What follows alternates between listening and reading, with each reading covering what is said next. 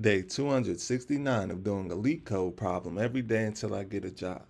All right, y'all, we're back again. Another day, another LeetCode problem where we're doing daily LeetCode problems. And today we have question number 34. Find first and last position of element in sorted array. The difficulty level is medium, but don't worry because we're going to keep the solution as simple and easy to understand as possible. So let's get into it. But before we get started, y'all, don't forget to like, comment, and subscribe. And if you need any new Apple AirPods, go ahead and check out that link in the description. Now let's see what the question says.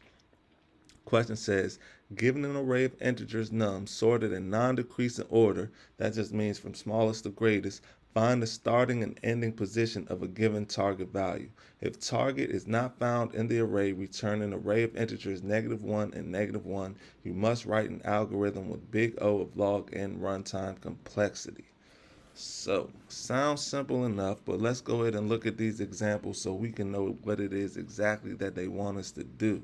So, in example 1, we have the input nums equals an array of integers 5, 7, 7, 8, 8, and 10. The target is 8, right? So, then the output is an array of integers 3 and 4. We get this 3 and 4 because remember we're dealing with arrays. When we deal with arrays, the indexes start from 0. So 5 will be index 0.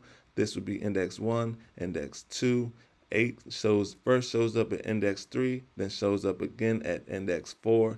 Thus, since we find 8, the target, which is 8 at index 3 and index 4, we return an array of integers with the integers being 3 and 4 representing the indexes of the target.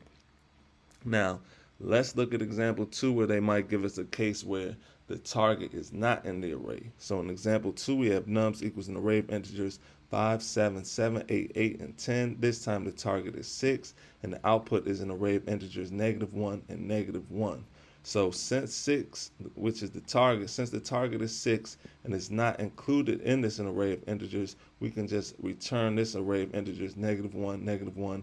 It says right here, if target is not found in the array, return the array of integers -1 and -1. So let's look at example 3 where they might try to throw another little trick question our way. This time the input nums equals a blank array and the target is 0. Now, even though the target is 0 and there are no elements in the array, since the target is 0 and 0 is not in the array, we can still return an array of integers -1 and -1. Why? Because this target, which is 0, is not included in this array. So, now that we understand the question, let's get into the fun part. The actual solution, y'all. Solution is not that difficult. And since we want to run on big O of log n runtime complexity, you already know we're going to have to use our binary search skills. So, excuse me, y'all. Let's get into it. Now, the first thing we need to do is we need to create our helper function to perform the binary search. So in order to do that, we're going to stay inside of this main function.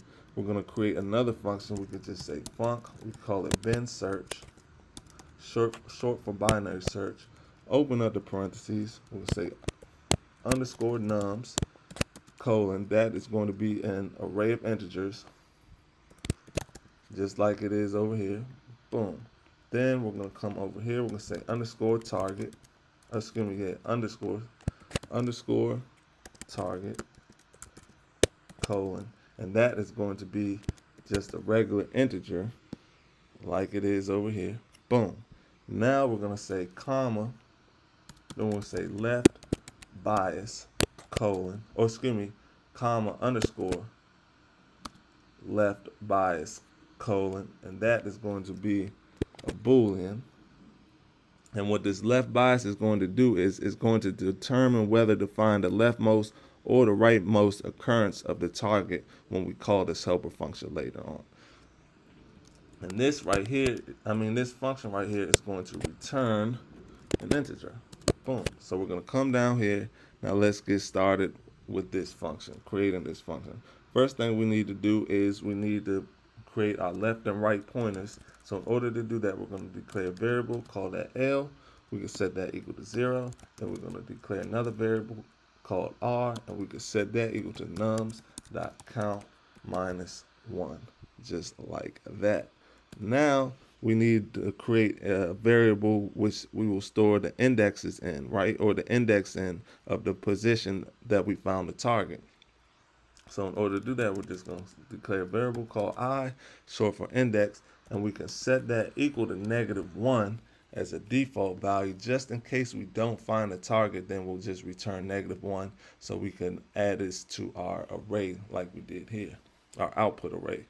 Boom. Now let's start our binary search while loop. So we're going to say while left is less than or equal to, or excuse me, while R is less than or equal to, excuse me, while L is less than or equal to R, we're going to open up the brackets. And now, first thing we need to do is we need to calculate the middle index of the array. So in order to do that, we're just going to say var mid, short for middle, set that equal to, open up the parentheses, L plus R, excuse me, plus R, oh my goodness, plus L plus R, come outside of those parentheses and divide it by 2. So y'all know how averages work. We just take these two numbers, which represent the pointers, and we just divide it by 2, right? Because there's only two numbers that we're working with, and when we divide it by 2, that's going to find us the middle or the average, but in this case, the middle of those two numbers. Now we're going to come down here and let's get started. First thing we need to do, we're going to see if the target is greater than the mid value. That means we need to search the right half. So we could say if target is greater than nums square bracket mid, I'm going to open up the brackets and we are going to say L equals mid plus 1, right? Because since this array is sorted in non-decreasing order, meaning from greatest to smallest, if our target is found over here, say this is only 6 numbers, but say this is the mid, right? And we find our target right here. Boom, then we know we only have to search the rest of this side of the array because it's in non-decreasing order. Vice versa, same thing for the left side. If nums, or if the target is less than the mid, then we know we only need to search this side of the array because it's in non-decreasing order. So in order to do that, if target is greater than nums mid, then we're going to search the right half, and that's what this is going to handle, the right half. But now we need to say else if target is less than nums square bracket mid, that means we need to search the left half. So in order to do that, we need to move our right pointer down to the mid, right? So we're going to say R equals mid minus 1, right? So we can shorten up that, the integers or the space that we are going to iterate through. Then we're going to come right here and we're just going to say else. I'm going to open up the brackets and we are going to say if target is found, then we could just store the target in index I that we created up here. So we could say I equals mid. Boom. Then we're going to say if left bias, open up the brackets, we need to move the right boundary leftward to find the leftmost occurrence. So in order to do that, we could just say R equals mid minus 1. Boom. Else, we need to move the left boundary rightward to find the rightmost occurrence. Boom, because remember, it's going to be 2 occurrences. We need to find the leftmost occurrence, and we need to find the rightmost occurrence. Or it'd be up here where the target is 8, but it's 2 occurrences, so we need to find both of them. So then we're going to come down right here. We're going to say else. Then we're going to open up the brackets, and we're going to say L equals mid plus 1. Boom. But we're not done yet because we still need to come down here and we need to say return I so we can return the index. If this completes and we do find I, then we set I right here and we'll know which index I is. If this completes and we don't find I, then we can still return I, because remember we set the default value to I is -1. So if we don't find I, then we're just going to return -1. Now we're not done yet, because we still need to call this helper function in the main function. So in order to do that, all we have to do is we're going to say declare a variable. We'll call that left, and we'll set that equal to bin search. Open up the parentheses. We're going to pass in nums, comma, target, comma, true.